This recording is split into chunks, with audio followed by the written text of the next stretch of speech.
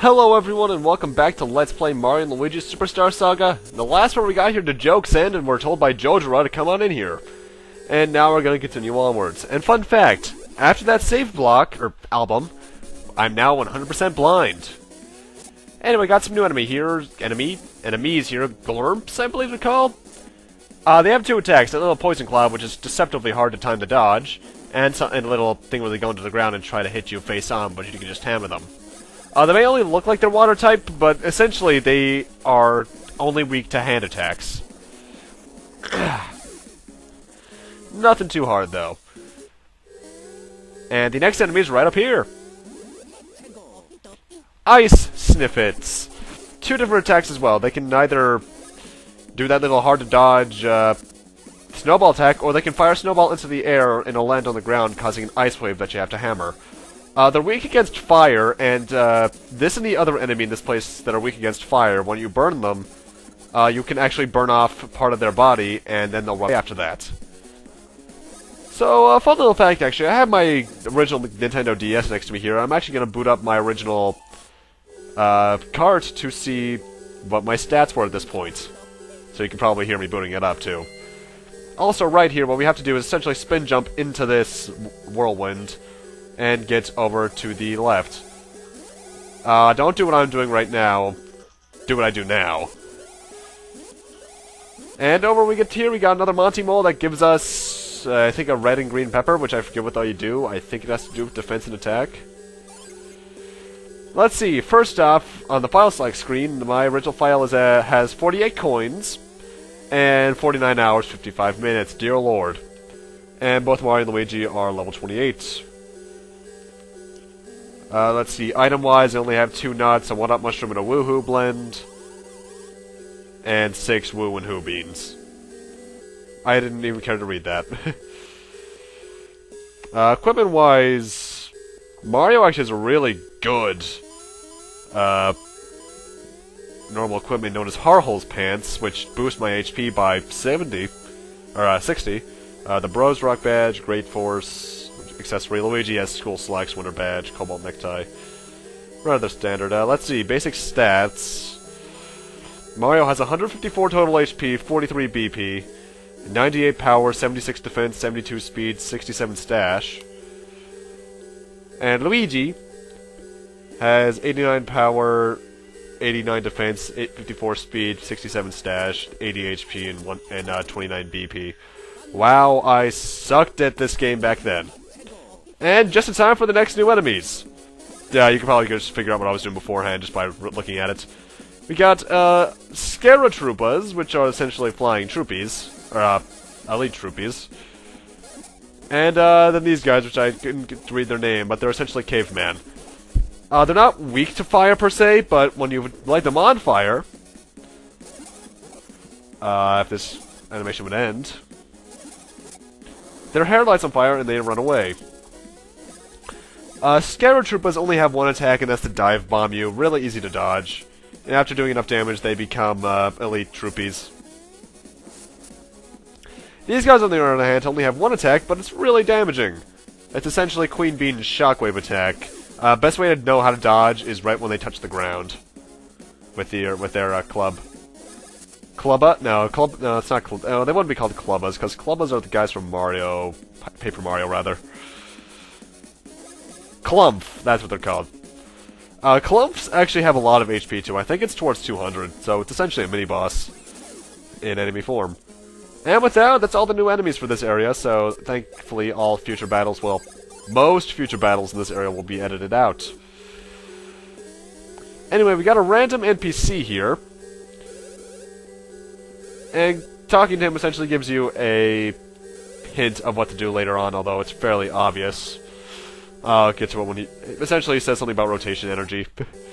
Which, wasn't that something from JoJo Part 7? Oh, God. With that, I've now revealed the fact that I'm a JoJo's Bizarre Adventure fan. And not because I like it, it's because it's ridiculous. The way to the north is actually a complete and total dead end. So, nothing there.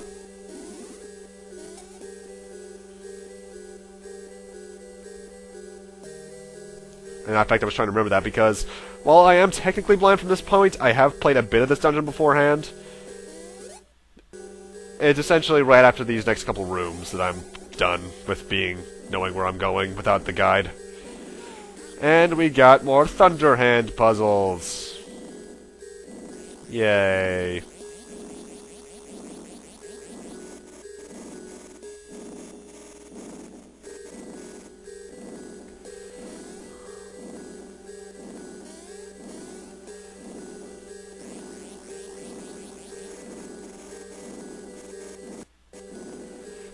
And anytime you see a title clip like that, that means I got hit by the rollers, having to restart the individual room. And now we have to go all the way back outside to a different room. I'm not sure if there's a way you can get past that, actually. There probably is, but I'm not sure.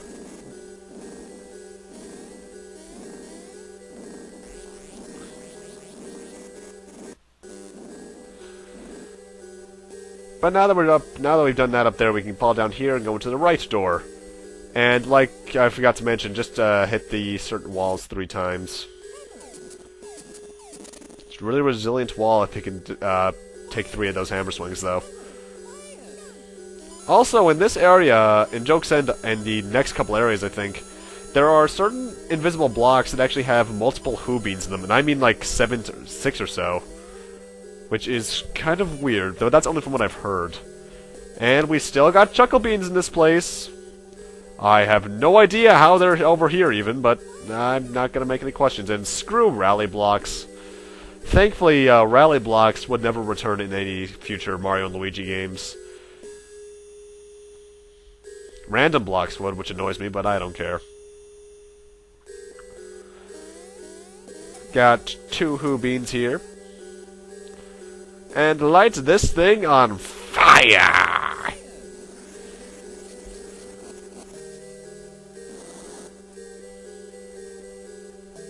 Why won't the cannons fire? And that is a Sonic Adventure 2 reference I never thought I'd actually make in context. Though I just remembered, actually, what JoJo was actually saying when she got onto the platform in this exact room. I just realized I could have made a "Can you get over here, Sonic?" reference from 06. Anyway, what that meteorologist guy was talking about, essentially, is that if you spin in updrafts like this, you can create a whirlwind. I'm actually kind of looking forward to the feedback on those Eggman quotes. This is where the real challenge starts. Look, you probably should just give up and go home. Well, jeez.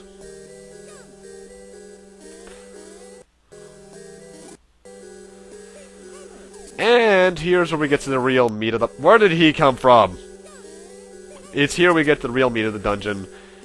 Because for a majority of it, from now on, Mario and Luigi are separated. Oh boy. So you're essentially taking turns and getting them each through a certain part of the dungeon and trying to reunite them right towards the end of the dungeon. Hey, I just realized there are Mario 1 hills in the background. When you're outside. The Hills of Fies. Which I swear is a reference to that awful, awful movie. We'll be back in this room later on, by the way. That's right, here's a storyline introduction of Simu blocks. As I showed off a couple parts ago, just hit them with both brothers at the same time to activate them. And you might be wondering why I'm showing this battle, because we've already seen these enemies. Well, we're about 24 parts in, and I still have yet to show off the run feature. So I figured, why the hell not? The way you run this game is you select the run command, and then you mash the respective brother's button. You'll lose coins as you do so, though. And if you have both brothers, and it's an extremely powerful enemy, you actually have a chance of tripping and falling. In which case you'll lose a lot of coins, and that means it's the other brother's turn to run. Fairly standard running away, though. I hit them both at the same time, didn't I? Oh, geez, picky game much. So yeah, 24 parts in, I finally got a tutorial out of the way that I should have been able to do since, like, part 2. Because we really didn't get into many battles back in part 1, did we?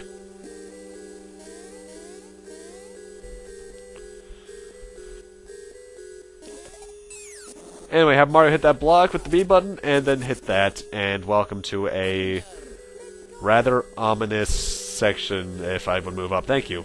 Twin Bridges. Speaking of ominous, by the way, I love this area's theme. As I mentioned last part, all I can hear when I listen to it, besides it sounding really cold and ominous, is One-Winged Angel for some reason, but it's there. Anyway, Jojuro is now going to do something we haven't seen since Woohoo University give us a block minigame. In fact, almost the exact same one as one in Woohoo University. It's this again. Get 30 blocks in 15 seconds, 25 seconds. Nothing too hard, but it's still annoying. This took me 3 tries.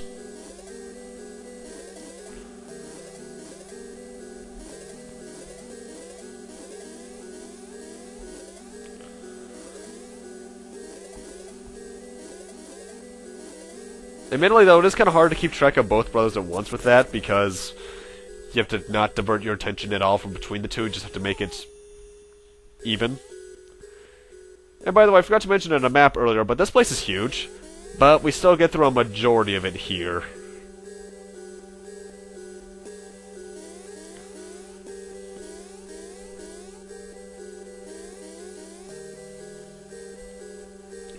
You're gonna want to light these 4 candles, because, well, it's mandatory. So what's really mean is that I think we're actually, like, right next to one of the final rooms in the dungeon. Don't you hate it when games do that? They have you split your party up and have an needed objective, like, right next to the exit that you can't reach.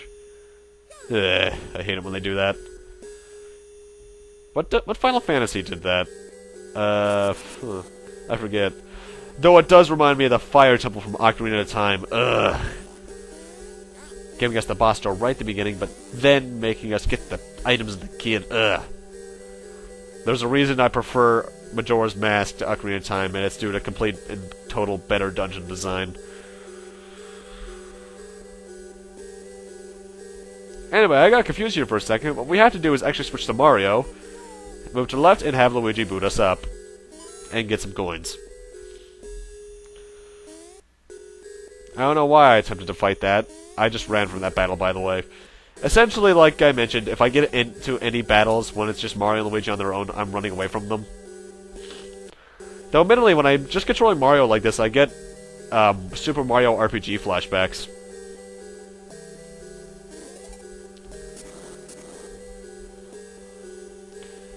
Anyway, this next part's kind of tricky. What we have to do is bring Mario down here and hit this exclamation point block, which makes a barrel fall.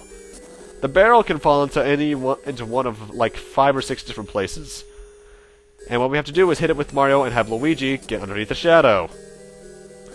Stand on this plate, and then deflect this fireball back at the random mouth thing. Which makes that green thing appear, meaning we can now reunite the brothers. You know what I should have done is actually controlled Luigi and then got him through this area so I could fight all these fights with Mario and Luigi, but oh well.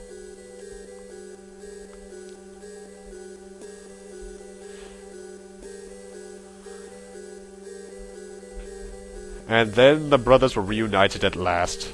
And I'm coming down here for that stupid bean.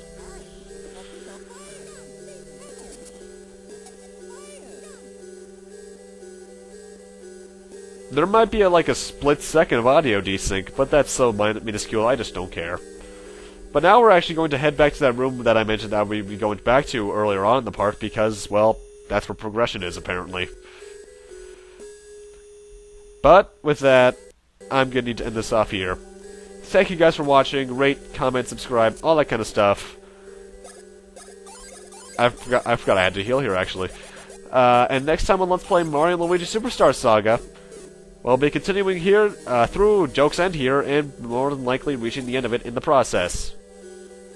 See you guys then.